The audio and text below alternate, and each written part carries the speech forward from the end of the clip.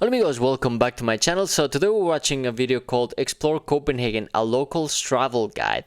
And this video is going to be interesting for me because I want to check out if there's any places that I haven't already seen that I should have a look at. So without any further ado, let's just see what this video has for us today.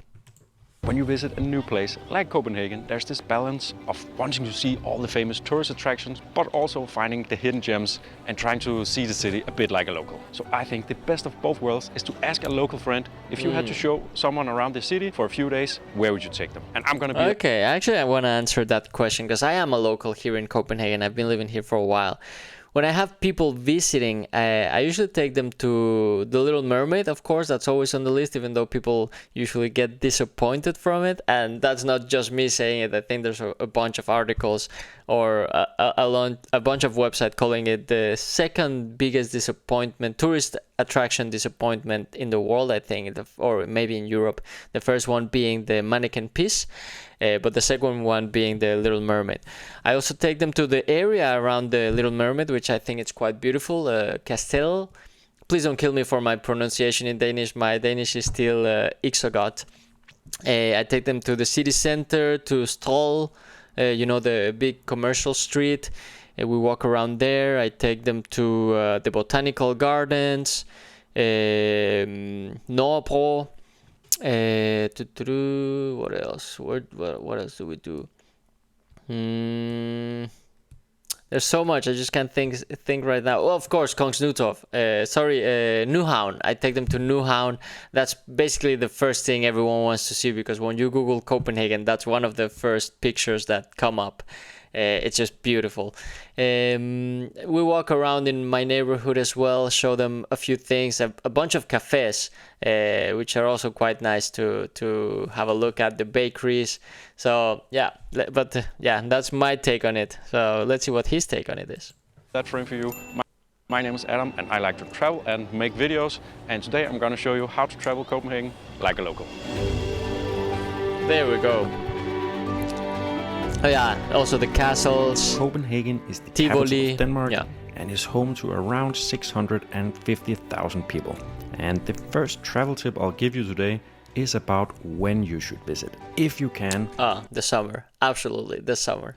aim for May through September. Copenhagen is just a completely different city during the warmer months. Yeah. And I'll be honest, the city can be a bit sad, grey and cold the rest of the year. But I also think that's part of what makes those few warm months extra special here, as we've been in the cold darkness for so many months. Now, December can also be quite nice though if you're looking for a beautiful Christmas vibe. Yeah. Pretty I actually agree with all of what he's saying. I think actually from November you already see some of the Christmas markets, which are very beautiful. I think Copenhagen is quite a beautiful city to spend Christmas in. For example, I come from Mexico and my Christmases were at the beach. So it's not what you see in the movies, but in Copenhagen it's definitely what you see in the movies with sometimes snow, not always, but sometimes. The Christmas markets, the hot chocolate, the marshmallows, all of that. It's just so hyggelig. much everyone here speaks great English, and you can pay with your credit card everywhere. No real need to take out any cash. Now, you should probably rent a bicycle. It's the way to get around in Copenhagen.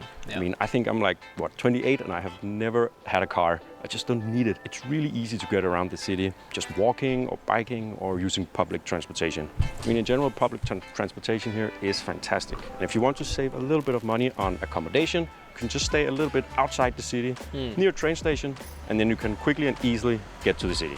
So we want to do things a bit like the locals do, so renting a bike it is. But just make sure you read up on the rules and how to actually drive a bike here in Copenhagen. Because us locals, we hate when tourists stop in the middle of the street because they see something amazing or just get lost. Yeah. So the first place... I actually, whenever I see, you can very easily spot rental bikes. When I see those, I really take more precautions. If you see these donkey bikes, the orange ones, or the ones I think they're called swapfies,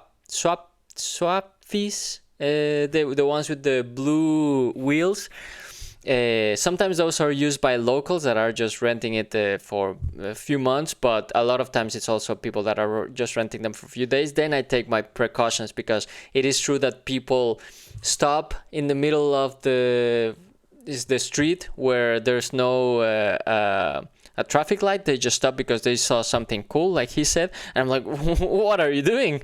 Like, you know, or when they turn left or right, they don't signal it, or they don't know how to turn left, so they just turn left in the middle of the street, whereas you actually need to stop at one of the traffic lights, then wait for the next traffic light, so you just don't go left out of nowhere. So yeah, if you're gonna rent a bike, please make sure you know how to ride one, and that you know the rules. Because yeah, in Copenhagen, biking is not for fun. It's actually a transportation method. So it's not like, oh my god, I'm gonna bike, it's gonna be so fun. No, you need to know what you're doing, because it can be dangerous. The place we'll bike today is located in Frederiksberg. And Frederiksberg is actually its own municipality within the city of Copenhagen. But we'll start here because this is where I live. But it's also just such a nice area, and I don't think that too many tourists actually come here, as there are not really that many of the well-known tourist attractions here. So first we'll head to Frederiksberg Garden. Yeah, a lot of locals, quite nice, including myself, come here for a walk, a run, or just to sit and hang out with friends. It's also located right next to the zoo, and from inside the gardens you can actually get a completely free view of the elephants. Yeah, I've been there a few times. It is quite nice. Here in the garden is also this beautiful castle, the Frederiksberg Castle, which used to be a summer residence for the royal family, but now it is a school for officers in the Danish army. Exiting the gardens on the east side, our next stop is to head down Frederiksberg Allé, which is basically a large avenue that connects the gardens and the castle to the city center of Copenhagen. This is probably my favorite street in all of Copenhagen. It gives some real Parisian vibes. And a little fun fact about this road or avenue is that when it was built about 300 years ago, it was built to connect Copenhagen to the king's new summer residence, the Frederiksberg Castle that we just visited. And for many years, the whole road was locked off, so only the king and his court could use it, which I find kind of funny. Now it's a pretty expensive residential area. Yeah. There's also a bunch of theaters here and quite a few restaurants. Now, finding a place around here to have lunch could be a pretty great idea. I'll instead show you what you should be ordering for lunch here in Copenhagen. Well, in Denmark in general. But instead of going to a restaurant and actually ordering it myself, I will now go home and make it myself. Okay, I want to say, once you're in that area in Frederiksberg, my favorite place, and I'm actually going there later today, funny enough, it's a place called Forno a Leña. It's a pizza place, but it's really nice. It's always a bit packed, so you should expect to wait a little bit, and it's just the pizzas are so good. And it's close to CBS, Copenhagen Business School, so if you have time to have a look, especially if you're there during the day, you can just walk around there, and there's some gardens there as well, and you can see the vibe of the students and all. Just don't go into the library and make a lot of sound, because people are actually studying there.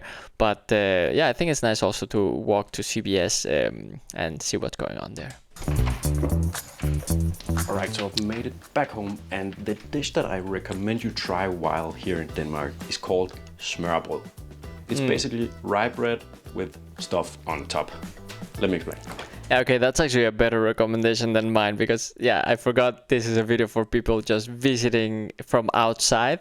So yeah, you probably shouldn't get a pizza. Maybe go and eat a small bowl. So this is actually what I have been eating for lunch pretty much my entire life. Now, I don't suggest that you go and make smørrebrød yourself at your hotel or wherever you're staying. But at least you'll get an idea of what it is. And again, how the locals do it. So we're basically just putting on some kind of butter here, fake cheese, some salami. Now with the salami, you'll want to put remoulade. And what I suggest that you do is to go out and find a great smørrebrøds restaurant. So basically a restaurant that specializes in making this. Then it'll look a bit more like this, and it'll be a lot more delicious. Yeah. What I got here is the budget version. So I'll enjoy my lunch, and after that we'll head towards the city center. I'm surprised he didn't say anything about the leverpostej that he had there. Bike here at Rådhuspladsen, the City Hall Square, as it's a pretty centrally located spot from where we can easily reach all the other attractions.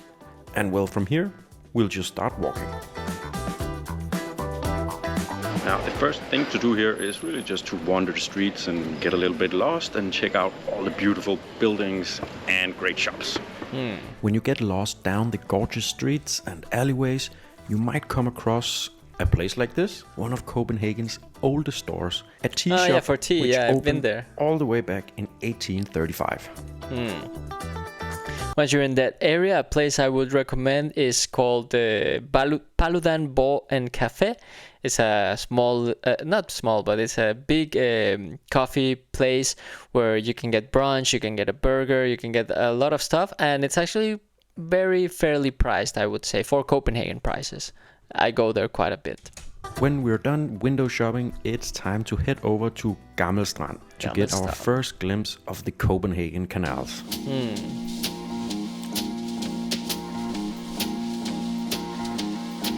There's always a lot going on here, and if you look below water, you might be able to spot the underwater statue, there, yeah. Agnete and the Merman. On the opposite side of the canal, you can't help but notice the enormous Christiansborg Palace. It was home to the royal family for 800 years, but now it houses the Danish Parliament. You can buy a ticket and tour around the old rooms and get a real sense of the royal history. Easy to miss, but worth a visit, is Bibliotekshaven, which sits quietly just around the corner from Christiansborg Palace. That's such it's a beautiful and calm garden. And I think that's a hidden gem. Not a lot of people know it. All the walking we've already been doing. And if you have your bicycle, it's really easy to get between all of these locations here. And the same with public transportation, you can easily get to places that are very close by. And if you want to get in your 10,000 steps, it's also very possible to just walk between all of these places here. No trip to Copenhagen would be complete without a visit to the picturesque Nyhavn. The colorful buildings date all the way back to around the 1680s, when the harbor was busy with sailors and traders. Now it's probably Copenhagen's biggest tourist magnet, and it's a great place to grab something to eat, or if you want to do like the locals, get a sandwich and a beer and enjoy the scenery sitting by the canal. If neither of those lunch options are for you, I might have what you need. Walk towards the end of Nyhavn on the right side of the canal and cross the bridge you see here. Once across, you'll get to this little area which is called Broens Gadekøkken. And it's basically a small selection of great street food and drinks. Next, we'll head over... I want to make another comment here. Just by this area here, if you cross this, there's a place called, I think it's called Le Grand Rouge. It's a very cool place. I think it's a little fancy, but the cool thing about it is that it's fancy, but it's very, very, very fairly priced. If you have time, have a look at the menu and you'll see that the main course is like 120 kroners for like a steak or like I think a lasagna, something like that. And the sodas are like 20 kroners, which is unheard of in Copenhagen. And the desserts are like 39 kroners. So it's really, really good and very well priced. It's like if you didn't see the prices and you just went there, you would think that it's much more expensive than it actually is. So I really recommend if you want to check that out.